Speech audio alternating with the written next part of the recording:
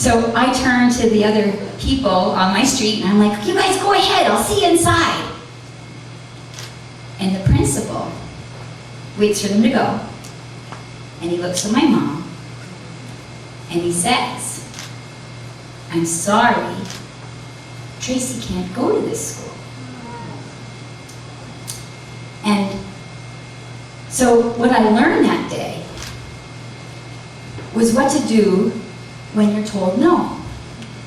How many of us have been told no? Right? Yeah. So here you go. Here's a tip. So what my mom did is she really listened to the principal. She could have got her back up like Mama Bear, but she didn't. She asked. She's like, how come? And he said, well, Tracy's got to be able to tie her shoelaces. She's got to be able to go to the washroom by herself. And when I was in school, there weren't educational assistants or personal support workers at that time. And I was a teacher, like my friend Susie.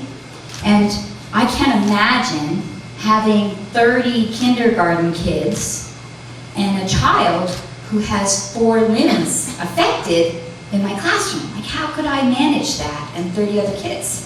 And some of you are nodding, like, you get it. He wasn't a bad man, it just stuck, right?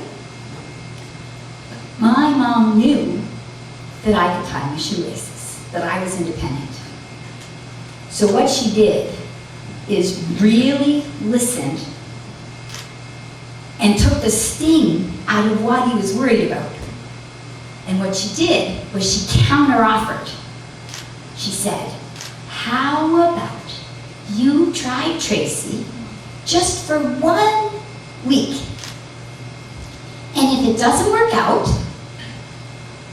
we'll try another school. No problem.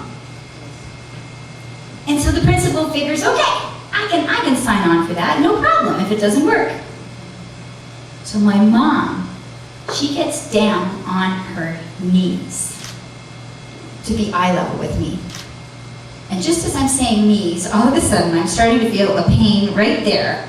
And that's because every time I tell this story, I remember my mom's fingers clenching my arms super tight, right? And she says, she grabs both arms, she says, Tracy, it's really important that you and everybody are included at recess. Nobody left behind, including you. I have no idea why she's so intense. But I'm like still in the death grip. And I'm like, okay, Mom. So come recess time, the principal is super keen to see me outside in the parking lot, in the recess playground area. It was Scarborough, it was a bit of a tough playground area.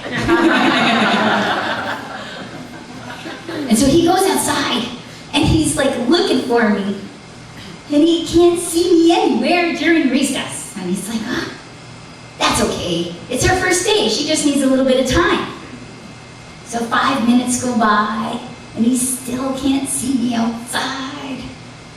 10 minutes go by, and then 15 minutes go by. He can't see me anywhere. And the recess bell goes. I never made it outside. So his heart just drops. By then, he's fallen in love with me already, right? You saw how the boys rushed to the stage. And so he walks in to the teacher, and he says, what happened? Couldn't she couldn't she tie her shoelaces? And the teacher says, no. Tracy was the first one with her shoelaces tied. Well, what happened? How come she wasn't outside? And he says, well, her little friend couldn't tie her shoelaces. So So Tracy tied her shoelaces. It turns out none of those 30 kids could tie their shoelaces.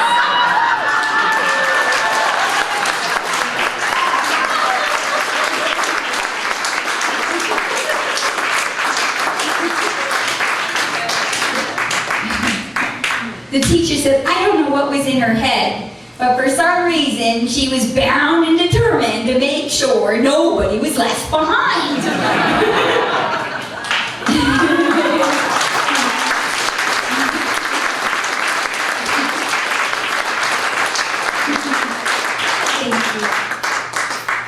So how come the only kid in that classroom with no hands was the one required to be able to tie her shoelaces?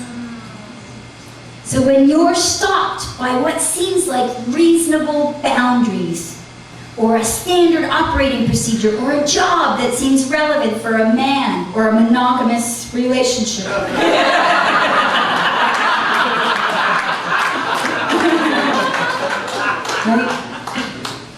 it all works. Please do go chasing your waterfalls. Thank you.